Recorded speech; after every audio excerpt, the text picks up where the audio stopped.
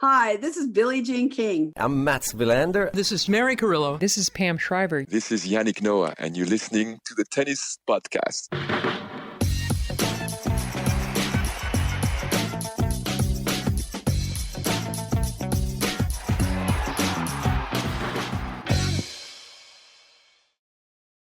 Hello and welcome to the Tennis Podcast live from Wimbledon on day 9 of Wimbledon, where it is a mere 8:05 p.m. I'm Catherine Whitaker, Matt Roberts is here, David Law is here.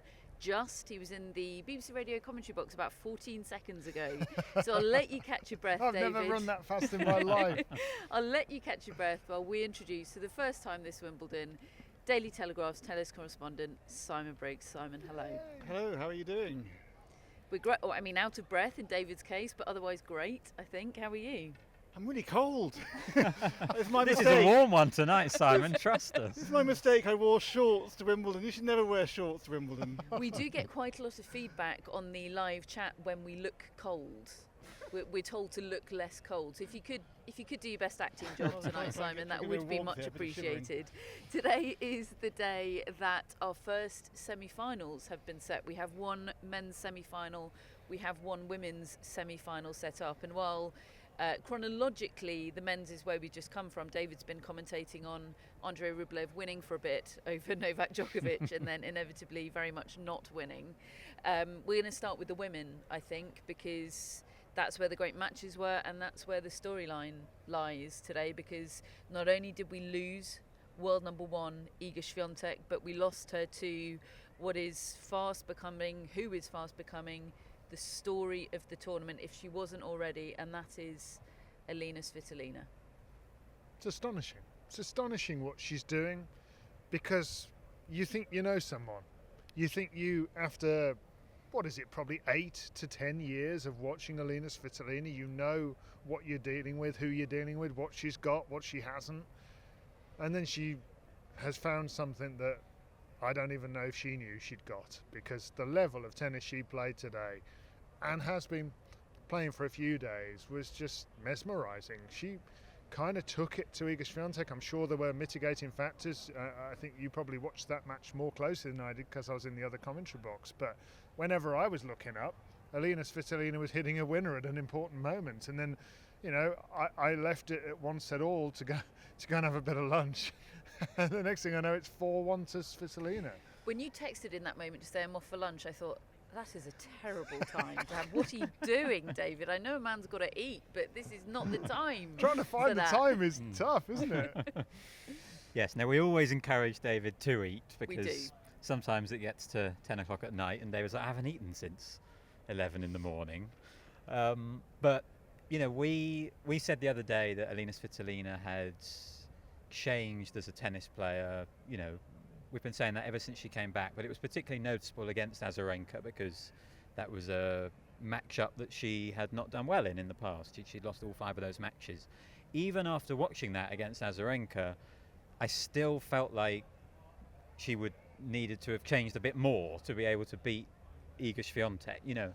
The players Iga Swiatek tends to lose to do have big power. They're able to take advantage of her second serve. And I just thought, yes, Svitolina has developed, but has she developed that much? Well, the answer was yes, and it was pretty emphatic, because she was doing all the things that you have to do against Iga Swiatek. She was pummeling Swiatek's second serve, and she was exposing the forehand and rushing it and drawing errors from that side, and doing it in a Grand Slam quarter-final against a big-name player. These are not things that Elina Svitolina used to do. I just remembered back to that quarter-final she played at Roland Garros in 2020 when she lost to Nadia Podoroska.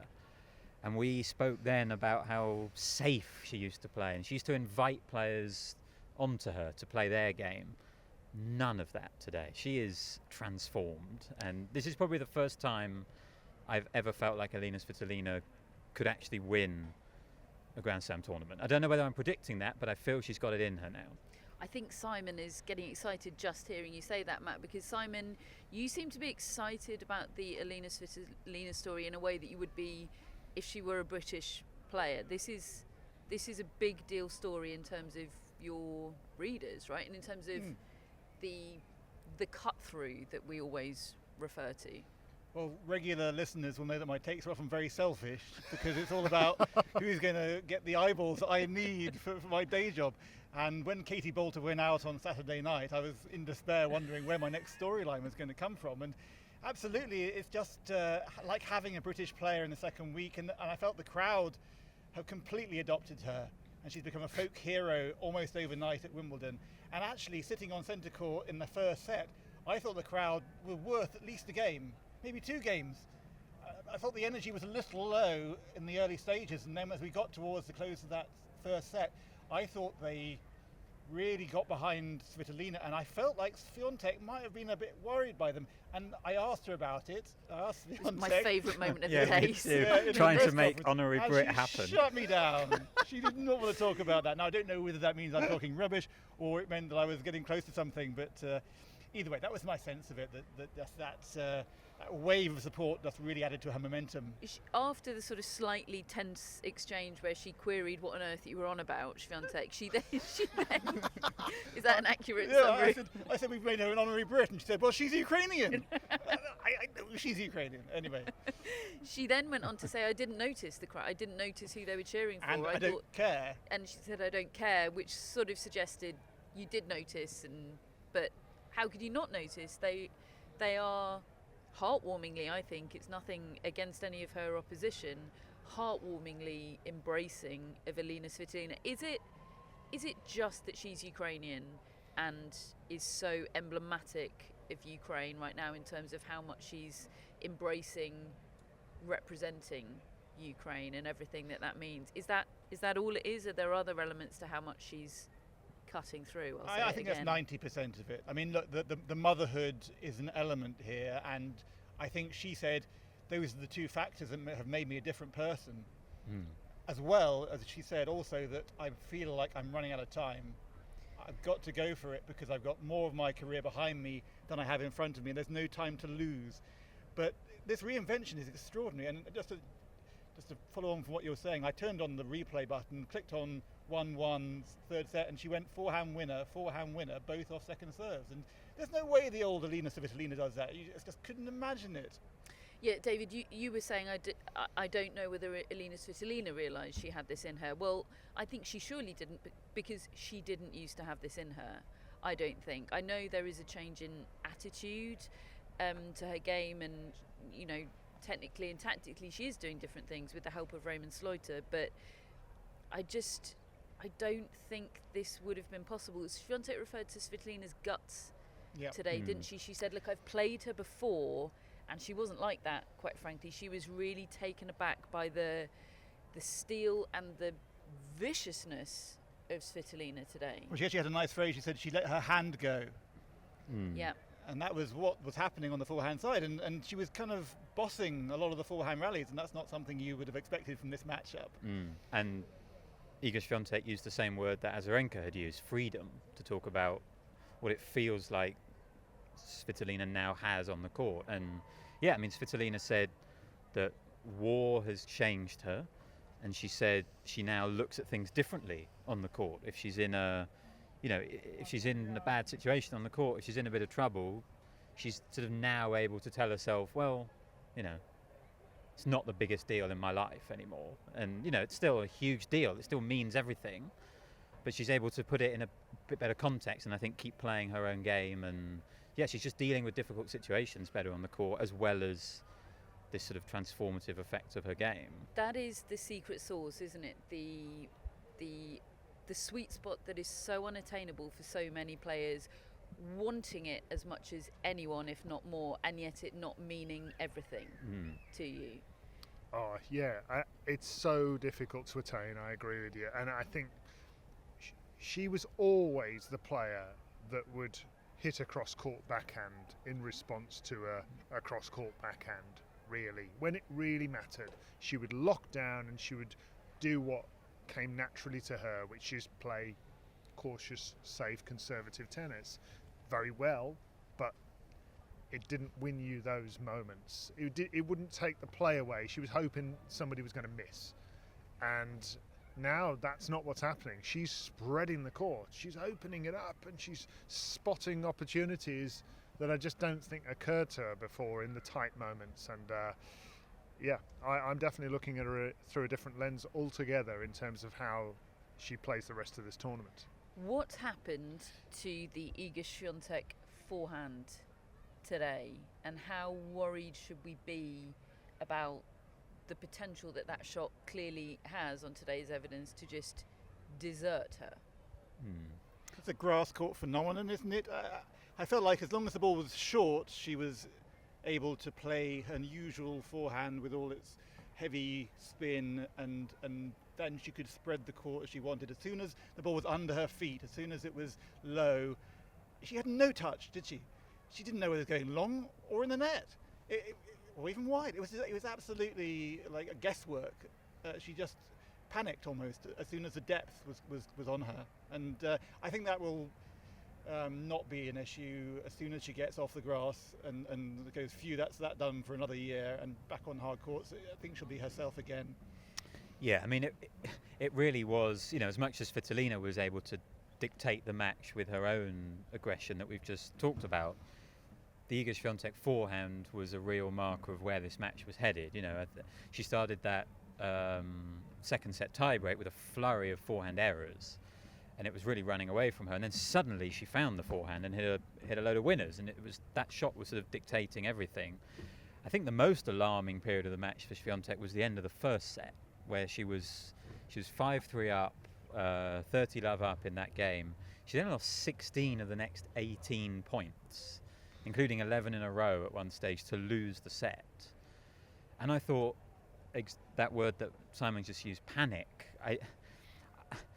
I still find it a bit of an odd phenomenon to watch Iga Swiatek, because she's a great, she has won 4 slams already, and yet she does seem to get quite tight in matches, and it's not the feeling I have when I watch other really great players where you expect them to do something brilliant. I'm almost more surprised that she came up with those amazing forehands at 4-1 down in the second set tiebreak than I was that the errors came in the first place, in a way. And I don't know whether that's just a me problem. She's obviously proved herself time and time again, and this was actually the first time she'd lost a deciding set at a slam in a very long time. She has done well in big moments, in big matches, but there is a nervousness, a tightness to her in them, and I think we really saw that in the exchange that she had with her coaching team at the end of that first set. That was not a player who was fully in control and sort of knew where that match was going. Yeah, so she loses the first set, then it all sort of started happening at once, didn't it? Then the rain comes, or the threat of rain comes. They start closing the roof. Iga Swiatek then takes the opportunity to jog over to her coaching box and have an extremely tense exchange. Not quite as tense as her exchange with you, Simon, but pretty tense, with her whole coaching team, but particularly directed, I think, towards Daria Abramovic, her psychologist. She was asked about this in the press conference afterwards, what was said between you both there, and did they go off court? They did go off court for a few minutes, didn't they? Yeah, and also when they went off court, and she said, I don't want to tell you. I don't want to tell you because it's sort of the secret recipe, I suppose, although not one for success today. But it didn't look, I know it was a really stressful situation, as stressful as it gets, but it didn't look harmonious, did it? Daria was doing all the vibe. Talking, wasn't she? It was actually interesting because afterwards Iga said that I wanted somebody to analyse from outside what was happening because I thought they'd have a better take on it. But I don't know, Daria has taken over as that team manager, and it was her who took the lead rather than her coach, Thomas. Is it Thomas? Thomas. It was a little surprising. And meanwhile, Raymond Sluiter was looking quite serene, wasn't he? I think he deserves a word of credit, because even though Svitolina's got the desire to be a more aggressive player, I think he's equipped her in these months, and I think she's changed her strings as well, and these little things are all adding up. So he's one of the great men of the tour. If you've ever, I know David knows Raymond, he's an absolute diamond. So I'm really pleased with him that he's doing well. He's been doorstepped by David this week. Official segment. Do you know what his parting words to me were? I still like snooker. because 20 years ago we bonded over snooker, over a common love of snooker. Mark And Selby was here the other day. yeah, so he would have swooned if he'd have seen Mark Selby. He's an absolutely fanatical man for snooker. But I'd completely forgotten about that until he reminded me. I got to know him when there was a tennis murder. Do you remember that story? Okay, this is why we got Simon on. We are live, Simon. Did it involve Robin Haase? It involved Robin Haase. There was a tennis murder that involved Robin Haase's support staff. And I went up to Raymond Schloter, didn't know him from Adam, and said, "Would you mind talking me through this?" He said, "Sure, sit down, I'll tell you everything." What was everything? What did he tell you? Well, just Who done it? It was in the end that the former coach of Robin Haase was imprisoned for murdering a benefactor who travelled with the group. We didn't know the outcome at that stage, but he gave me the background. A true crime crossover podcast waiting to happen, Simon. We'll talk later. Can Svitolina win Wimbledon? I would be surprised if she won Wimbledon. Is that a nod of agreement with David, Matt, or a nod of agreement with the statement that she could win Wimbledon? I think she can win Wimbledon. Is she in the mix? I think now, yes. Okay. For me, I don't think I would be surprised from here. I'm not predicting it. I think Sabalenka and Rybakina I would put ahead of her. But I don't think I would put anyone else. Pick her to beat Vondrousova. I think so, I but think she's going to make the final. Vondrousova. Oh, what a story!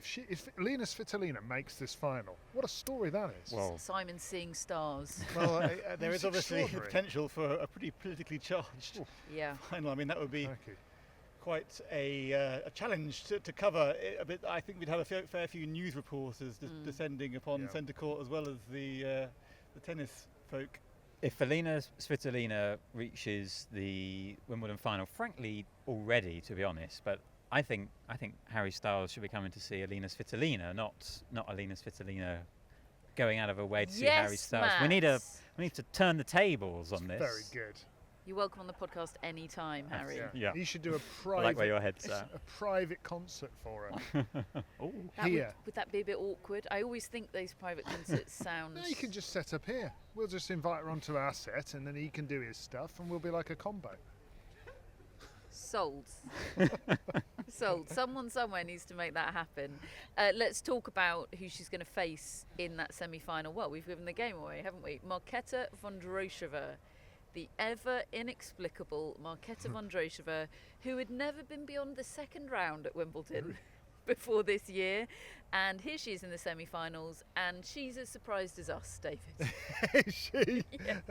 I mean, this is the woman who I had in... Did I ever in the final or in the semis at Roland Garros? Certainly deep. And then Matt and I turn up to Vondrousova against Kasatkina. Lovely day on court, Suzanne Longlen, and she blows it spectacularly. Okay, also Kasatkina was good, but I didn't even look at her name in this draw, if I'm honest. And here she is.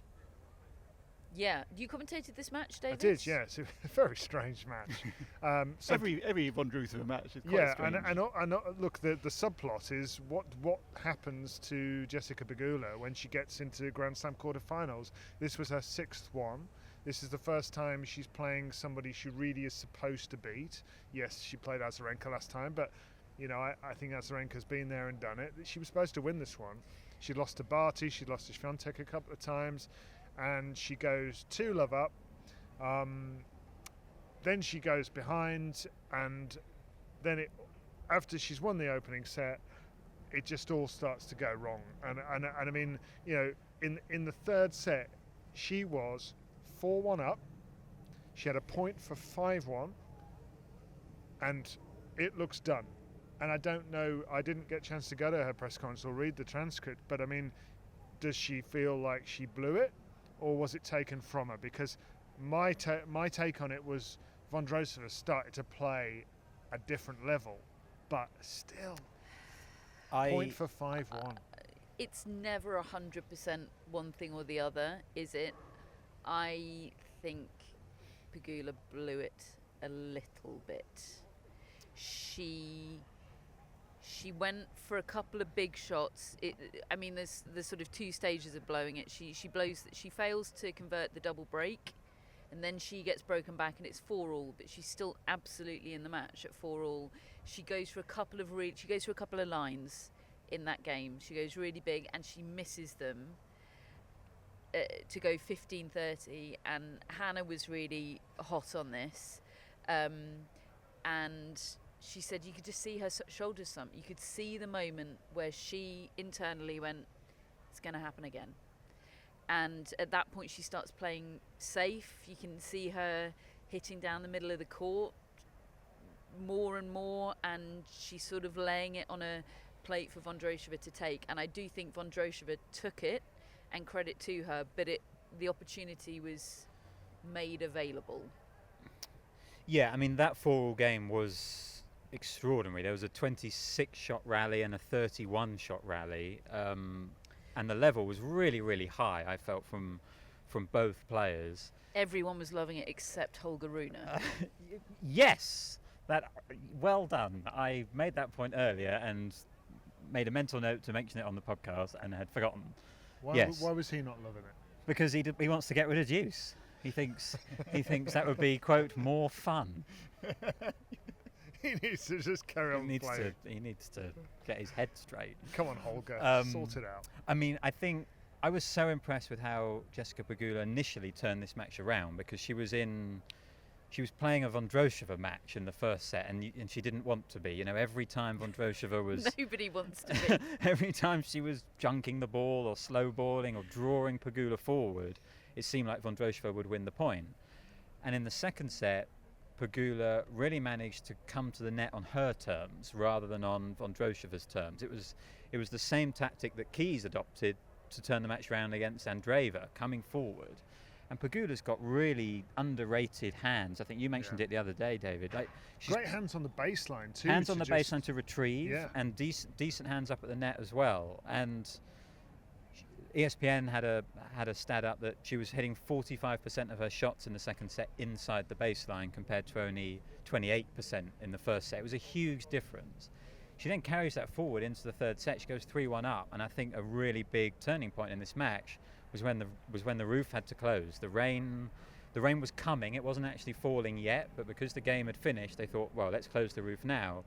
Pegula looked gutted about that. She'd just broken, and she maybe did have time to serve and get to 4-1, but I think it was probably the right call to close the roof, because we spoke earlier in the week about how they've bungled some of the roof closures. I've not used that word in the print at least this week. So it was a good call probably by the tournament. It was just rough on Pegula that it happened then. However, she comes out of that rain delay, and as David said, she manages to hold. She gets the break point for 5-1. So yes, it had interrupted her, but she had also resumed the match playing well, and that was the moment. The backhand she missed at 5-1, and after that, yes, she maybe will have some regrets, but Vondrousova played so well and so quickly. They both play really quickly between points that it just sort of ran away from Pegula. And Vondrousova's a shot maker, and she started making them. I think it was easier for her to play her game, which is, she's creative. She needs to be loose and free. It was easy to do that in the first set. It's the first set.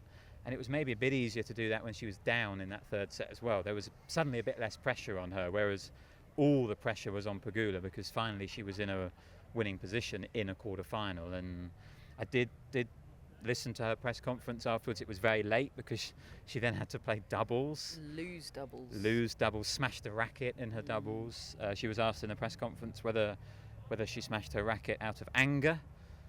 And she said, "Do you think I smashed it because I was happy?" That's even worse than the response I got. And I got the sense that, when she was sort of chugging on that beer in the press conference last year after another quarter-final defeat, I felt like she was really fed up with the situation then. She kept running into, as David said, Swiatek or Barty. Today it felt a bit more like she was a bit gutted with herself. I think she really knew that that one was as great as Vondrousova was. She had that match, And the mental baggage now accumulates. Imagine the next time she's in that situation. I do think she'll get in that situation again, because by and large, the odd bad performance here and there, and I was disappointed with her in Paris, but that was partly because I'd predicted her to win that day and I thought she was a banker.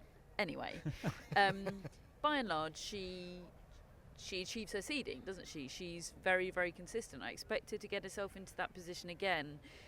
Do I expect her to ever necessarily convert and go one stage further? I think it's going to get harder. She does seem like a classic instance of a player who gets too down on herself after mistakes, but I've got to say that Pegula has such little cut through for us that I very rarely watch her, which is a terrible thing to say. But the only thing I can add on this match is that Vondrousova told us that her husband isn't coming to Wimbledon because he has to look after her cat, Frankie. I have heard so much about that cat today, Simon. It really felt like one of those days of, oh my gosh, Marketa Vondrousova has reached a Wimbledon quarterfinal. No one was prepared for this. Do we know anything about her that's not forehands and backhands? Someone found a cat reference somewhere, and we've all just run with it. I know it's a Sphinx cat, which is one of those ones that has no hair. She's keen to point out that they are in fact cute. I'll have to take her word for that. The cat plays Monopoly. Look, these are gifts for you, Simon, if you find yourself having to write a Marketa Vondrousova piece on Friday. Yeah, I'm not sure that's going to stand up to a close investigation by the fact checkers, is it? No, the cat is a fact. The existence of this cat sure. is a fact. So I don't know what piece it chooses for Monopoly. Would it choose a dog? There is a picture of it sitting on the Monopoly board, that much I know. Oh, so you've been roped into I've the seen cat stuff as well. I got presented with this live on air, and I was supposed to make something of it. So that was a bit tricky. It was like the photos being passed around Wimbledon. Yes. There's a Wimbledon photo. We media. found an interesting thing about Marketa Vondrousova. She also does resemble Lydia the Tattooed Lady, doesn't she? That's the other thing about Marketa. Who is that? What? You never heard Lydia the Tattooed Lady? Nope. The Muppets made it quite famous, and previously the Marx Brothers. But she's definitely one of the most tattooed players, I'd say.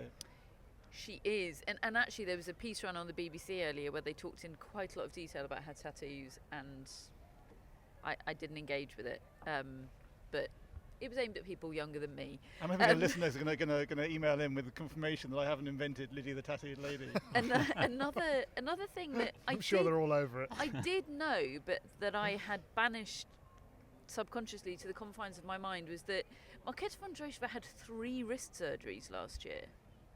Blimey. Yeah. That's a lot. Yeah, only came back at the very end of the season. Yeah, I mean, there are parallels between her and Alina Svitolina. Like, they've only sort of been back playing tennis, each of them, a few months. Plus, when you see how she hits the ball, you think, how is that possible? How can you actually make this work with your game if you've had such a wrist problem? Great. It's bloody impressive, isn't it? So now you've got the cat. Yeah. The strange Muppets thing from Simon, and wrist surgeries, David, if you find yourself on Svitolina Vondrousova on Thursday. So the Johanna Konta drive volley? That's always an image that I associate with Marketa Vondrousova. I was going to say that actually, because when Vondrousova did reach the French Open final in 2019, she had a really rough deal because she'd never played on Châtrier before the final because of all the scheduling issues at that tournament. And so I think it's nice in a way that she is able to get back into a Grand Slam semi-final. You know, that will be on centre court. She will sort of get that moment. It's sort of got a bit lost the last time she reached the French Open final. I think it was on Mathieu, wasn't it, that match against Konta? And it was freezing cold. It was played at like 11 o'clock in the morning. 100 people watching. She got no recognition. You know, kind of the sort of serious point about these funnies that we've come up with for Vondrousova is people don't really know her, and yet she has reached a French Open final. And I think a big part of that was because she never really got the sort of moment, the stage she deserved then. But Absolutely. she also is the going to Czech get it. number 7, isn't she? Right. What, number 42 in the world. Wow. Which is just insane. I worked out the other day you have like a 0.0016% chance of being top 50 player if you're a woman in the Czech Republic, which sounds low, but it's a lot higher than being anyone from anywhere else. That's like Simon's nerdier than I am. that's I love like it when Croatia Simon's and on. football, Beat that isn't it? stat. Wow, I absolutely love that stat, Simon. We're going to talk about the men's now. I know you've been focusing on the women's. You're welcome to leave if you've got a piece to write, but you're also very welcome to stay. You still have half a beer. Oh, you're going to have to Speak- deal with more of me. Sorry. Speak now. Excellent. Excellent. Let's talk about Andrei Rublev and Novak Djokovic and the parallels that we talked to. Well, I posited yesterday between Rublev and Pegula and the ceiling. I think we saw it again from Andrei Rublev, except that he was winning for a bit, David. Yeah, and he was also playing against arguably the best of all time, and he played well. He worried Djokovic to get that first set. He did what he does, and he did it blooming well. He didn't freeze. That was the best thing. He didn't freeze. He gave everything that he has. And then he ran into Djokovic turning it up a level in the second set. I mean, I took over for commentary in the second set. They went off to do the news and it was 4-love by the time I got to commentate on it. And where it really turned was in the second game. You could see Djokovic was down our end of the court. We're court level. You suddenly saw Djokovic kind of challenge him almost to a duel out there. It was kind of, come on then, I'm going to stand here on the baseline, I'm not backing down, and I'm going to start muscling this ball. I'm going to put more on it. And they just went toe-to-toe, toe-to-toe, toe-to-toe, drop shot, break. And Rublev rushes in and tries to make something of this drop shot. And he doesn't have the hands, he doesn't have the nous around the net and the know-how. And he goes sprawling, losing this point. And actually he had 2 break points back in the next game when he could have got himself back on serve. But that's what I like about watching Djokovic these days. He's not just that backboard. And he hasn't been for years, to be honest. If he's playing Medvedev, if he's playing Zverev, he just gives them 1,000 drop shots. Just winds them up. And he started doing that to Rublev, and Rublev continued to play well, but Djokovic is now enjoying his role as the elder statesman. He made that very clear, didn't he? I was going to say that quote from him after the match was pretty cold, wasn't it? Where he goes, he says, well, first of all, he said, "Pressure awakens the most beautiful emotions in me," which, sort of says everything about how he feels like he's going to play in these latter stages. And then he said, "They all want the scalp. It ain't happening." Gotta love it. Wow. A similar energy to the remark at the French Open when he said about the crowd, they can do what they want, Yeah. I'll just keep I'll I winning. just keep winning. Yeah. Yeah. It's not the first time, Wow. it won't be the last time. I'll just keep winning. This is a freer Djokovic because he's past the rest, isn't it? And You he can doesn't see it. he doesn't really care quite as much, I don't think, about saying the right thing. He just says whatever he thinks a bit more now. And you've got the Djokovic paradox, which is every opponent goes out there knowing they absolutely have to play their best, possibly find a new best to even make the match competitive.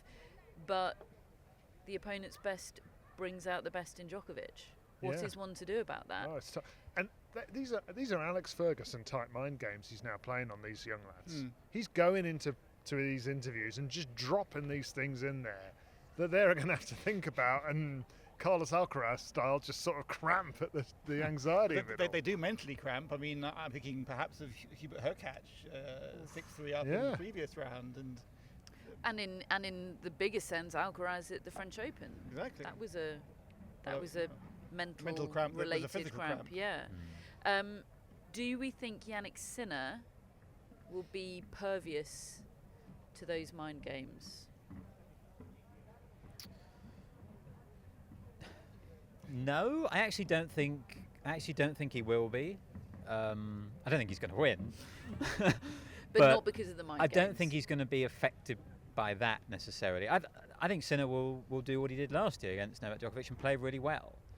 And lose. I think it's very difficult to judge Yannick Sinner at this tournament. I know rankings are not everything, especially on grass. It's such a such a specialised surface that doesn't always reflect how good you are where you are ranked. But he has not faced anyone in the top 78, It's extraordinary. which is a weird cut-off, I know, but because he faced Did the he face 79. the 79th player Yeah. in the world, Matt? Yeah.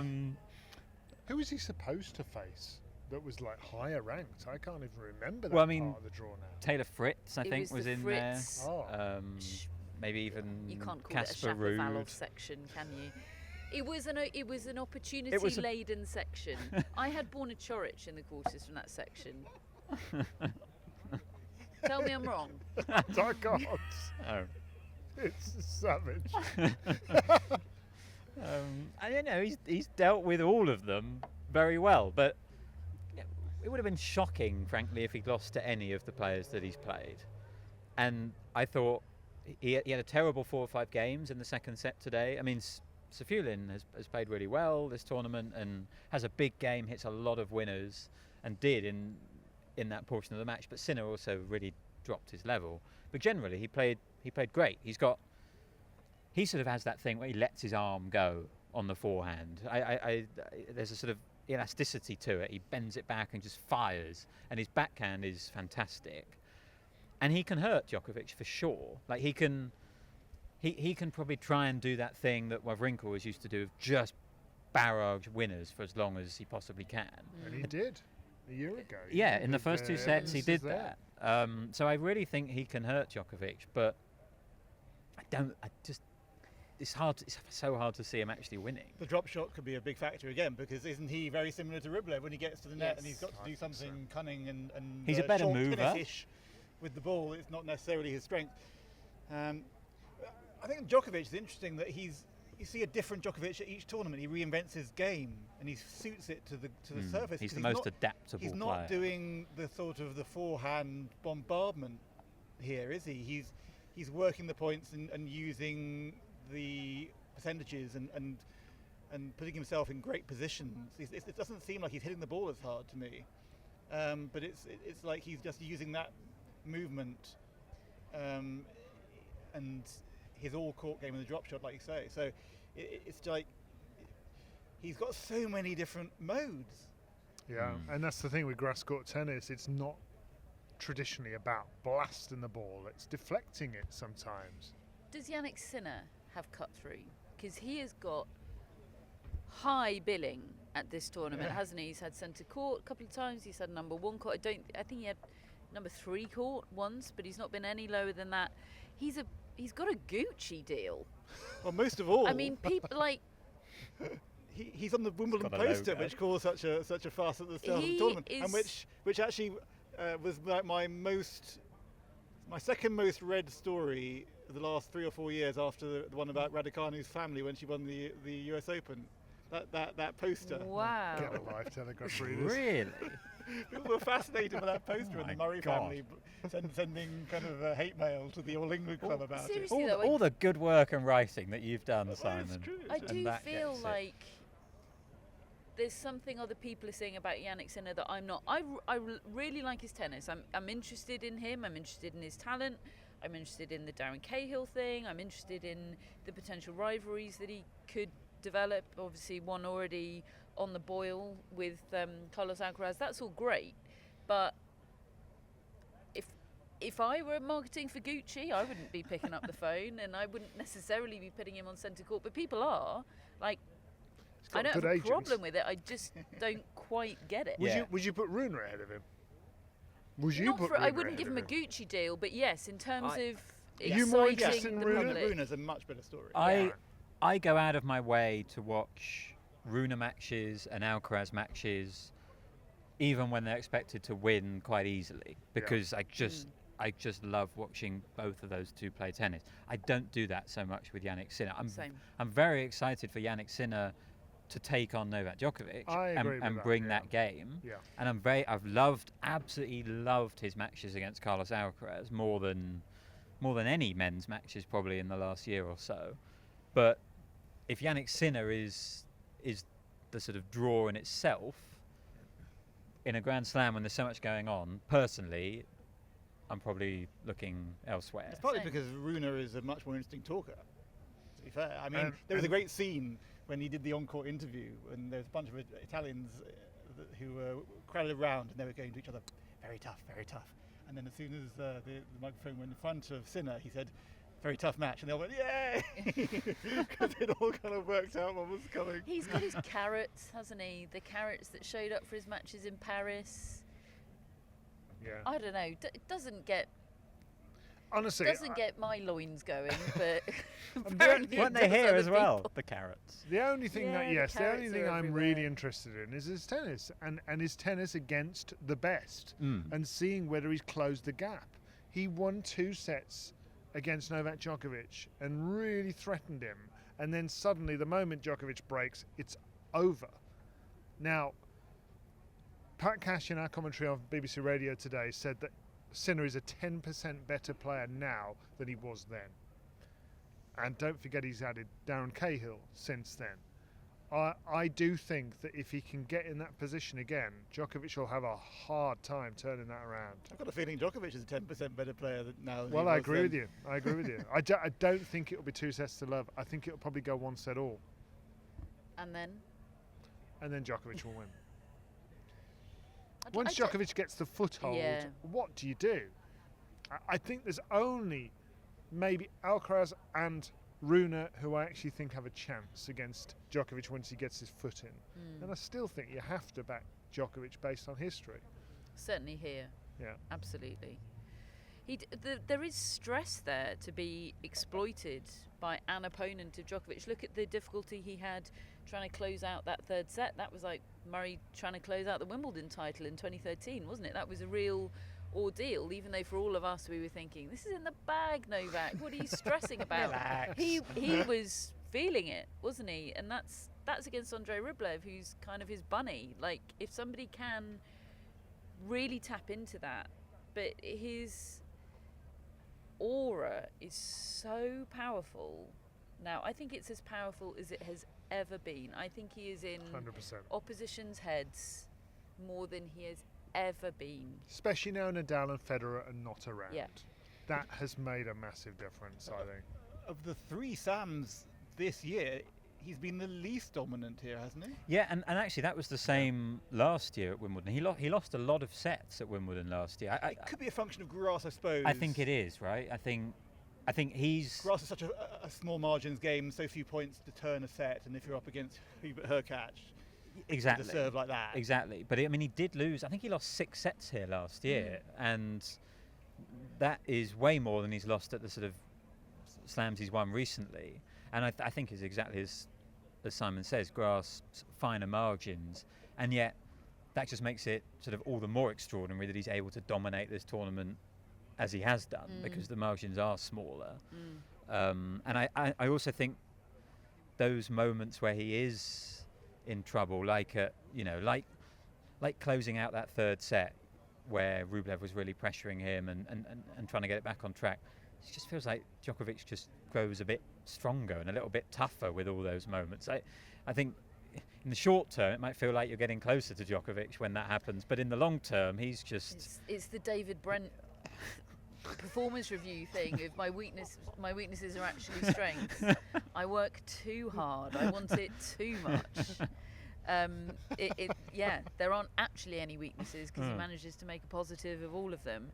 So those semi-finals will be in 2 days' time. Tomorrow we have the next draft of quarterfinals, and my goodness me, I'm in love with the order of play tomorrow. Centre court is Ons Jabeur against Elena Rybakina. I'm commentating on that. Are you? Yeah. Go on, David. Yes. What's Can't going to wait. happen then? Oh, God, I have no idea. I have a feeling that Ons Jabeur's going to win it. Really? Yeah. Wow. I haven't seen her play this tournament. I've seen Rybakina play and look awesome. She's awesome. has looked good. I suppose I kind of feel that maybe Kvitova's not the worst preparation for facing Rybakina. Okay, it's a different angle of ball because you've got a left-hander versus a right-hander, but just wonder whether maybe she's going to go in with the same mindset of, right, just don't give her the same ball twice. Just keep bringing her forward. See if you can expose the movements. Keep drop-shotting on Yeah, service return. Honestly, yes. I really think that maybe Jabeur is a little freer playing Rybakina in this match in the quarterfinals than she would be in the final. Is Rybakina a better player than when she won Wimbledon last year?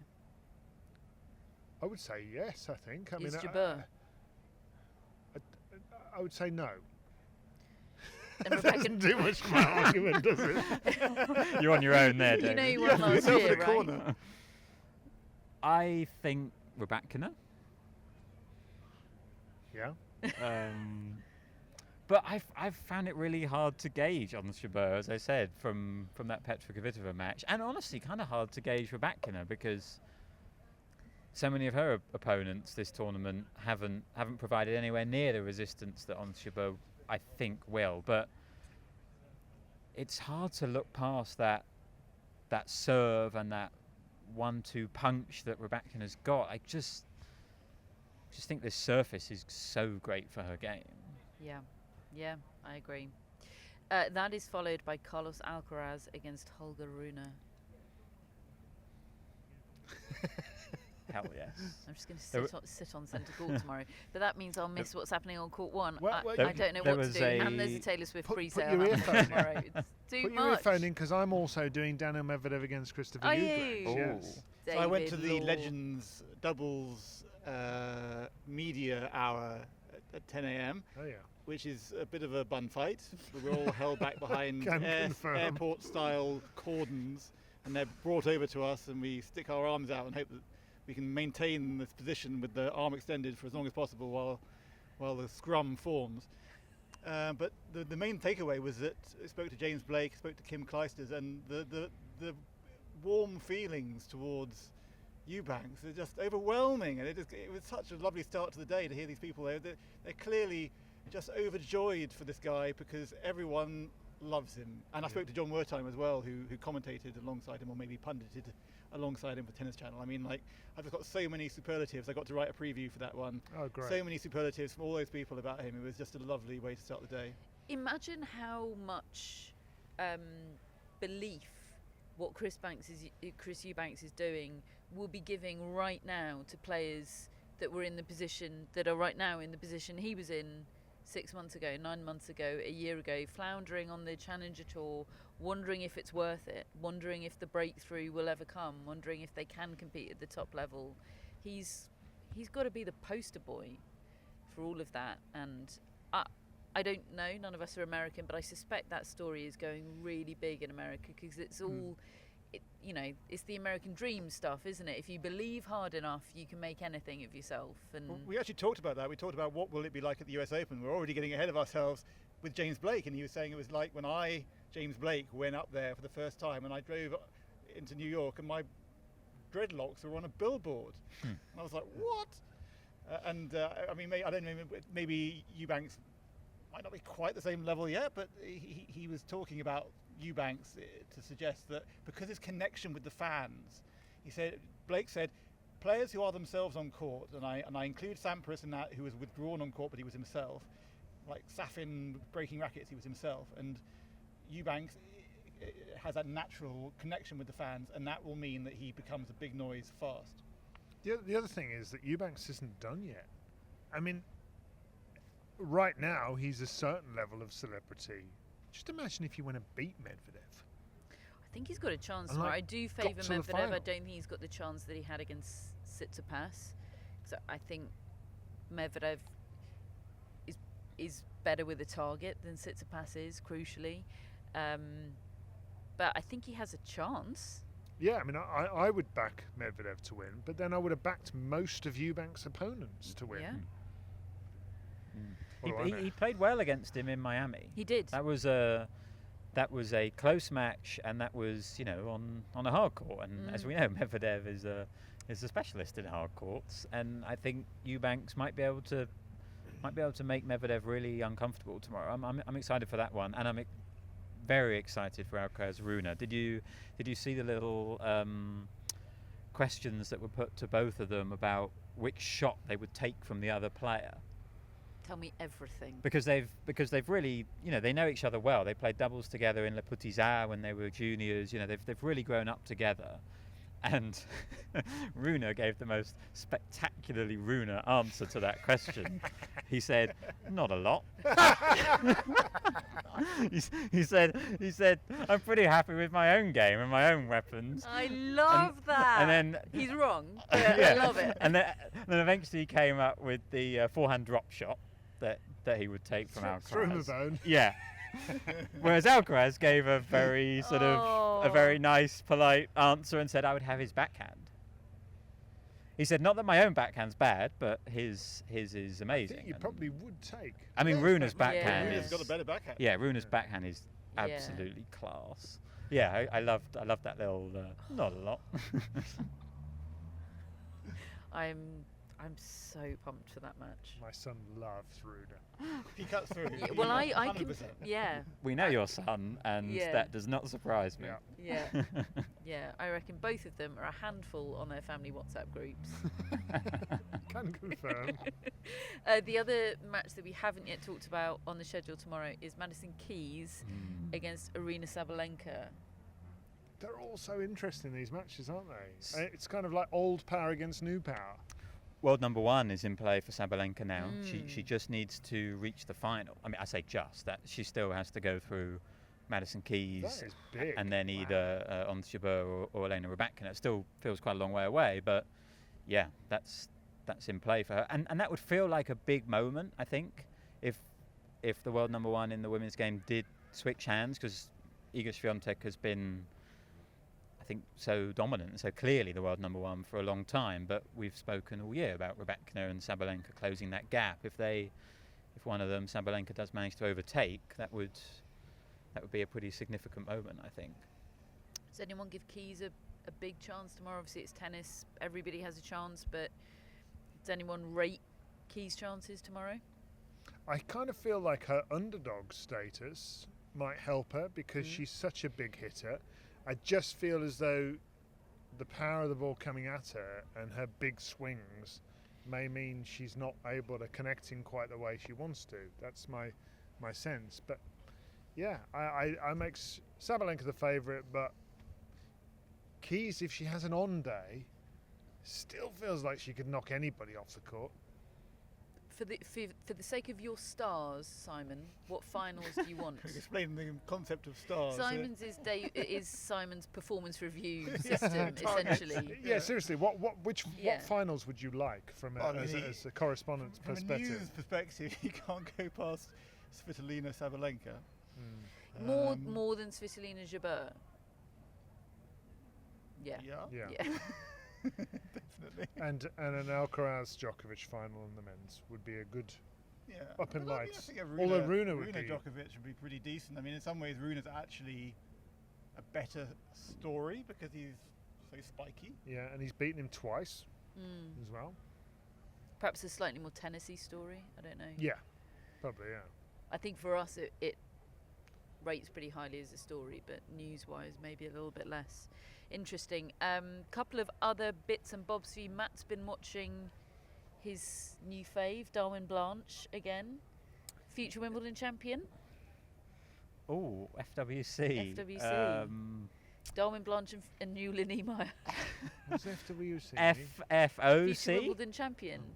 Future Olympic champion? FFO, French Open, maybe. I think he's a lot more comfortable on the clay than he is the grass. He'd only just played his first tournament on grass in Roehampton a couple of weeks ago. But yeah, into the third round, beat a Brit today.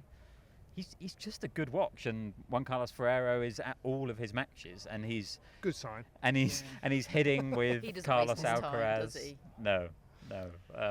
Yeah, and he's a better talent spotter than Matt, even. well, similar. When are you going to start your academy, man?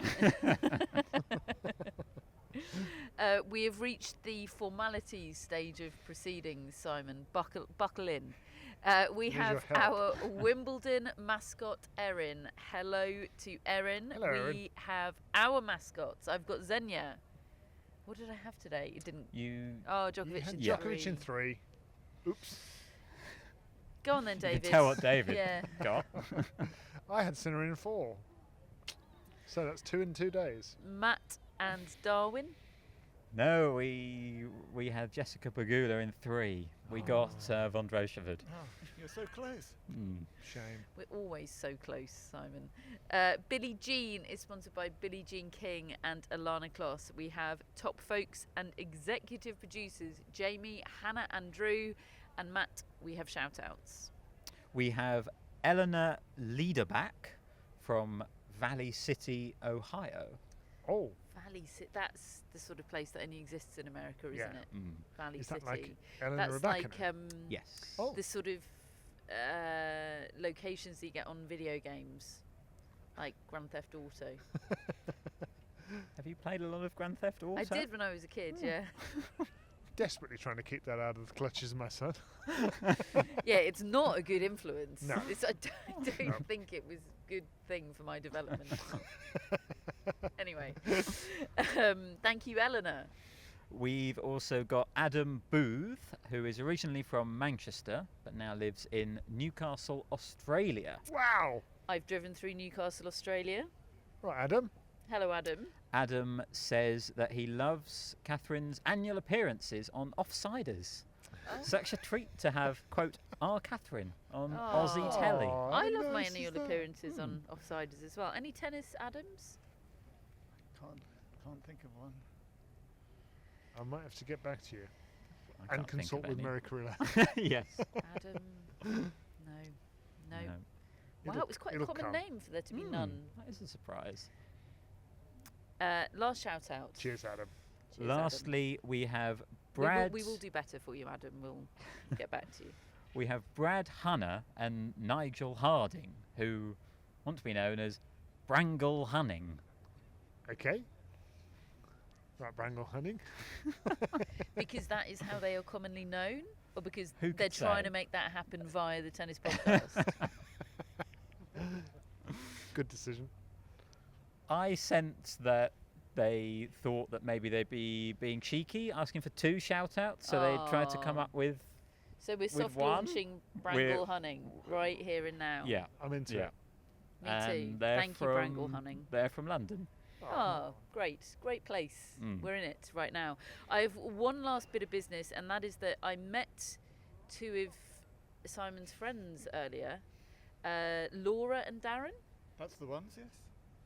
I asked them what off-duty Briggs was like. Oh my god. What do you think they would have said?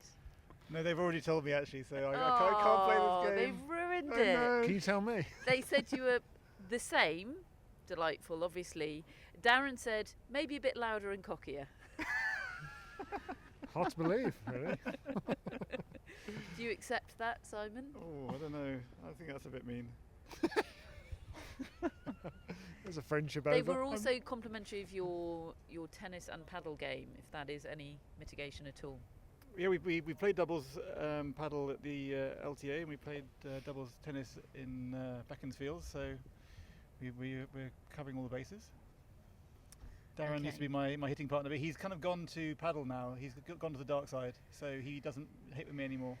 As And long when as I he do doesn't get him that- out for a hit, he turns up and he has a canister of balls, and they turn out to be paddle balls. As long as he doesn't get that rubbish pickleball. You've just mentioned pickleball live on air, David. That's what they want. That's what the pickleball people want. Slag it off. You've played right into their hands. Simon, it has been an absolute pleasure to have you on the Tennis Podcast. for David having and Matt, me. it's always a pleasure. If you've enjoyed the Tennis Podcast or have generally enjoyed the Tennis Podcast live on YouTube, please hit the like and subscribe button. If you're listening as per usual as a podcast, do leave us an Apple Podcast review if you have the time and inclination. Sign up to the newsletter. Got a tease for the stat today, Matt? The stat, honestly, has been usurped by King of the 90s. I'm all about King of the 90s these days, and just an incredible moment happened earlier. My moment of the tournament happened was King of the 90s related. Aren't I earlier taking today. part in King of the 90s? How come I don't know anything about it? You will Okay. soon, and if you want to know, you can subscribe to the newsletter. It is free, and the link to do it is in our show notes, as is the link to become a friend of the pod if you'd like to support us year round. We would love it if you did that. You can get yourself an intro, you can get yourself a shout out. If you're called Adam and you'd like to become a friend and get yourself a shout out, don't worry, we're going to find a tennis Adam for you. That's top of our to-do list. Most importantly, Thank you ever so much for listening or watching or both if you're doing that. And we will see you and speak to you tomorrow.